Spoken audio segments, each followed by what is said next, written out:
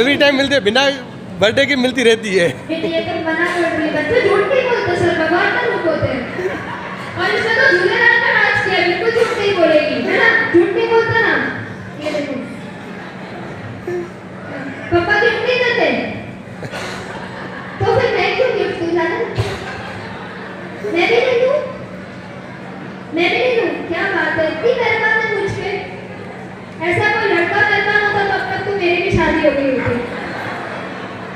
Birthday gift तो क्या ईद के दिन ईदी भी लेती है। ईद के दिन ईदी भी लेती है। नहीं सर, आप झूठ बोल रहे हैं, बच्चे सच बोलते हैं। मेरे हुए बने नहीं है, लेकिन पता है बच्चे सच बोलते हैं।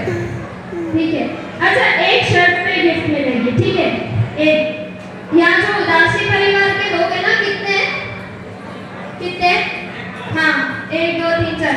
एक छोटा सा डांस यहाँ आके करेंगे इस गाने पे, 2 मिनट का, सिर्फ 2 मिनट लेंगे हम। वहाँ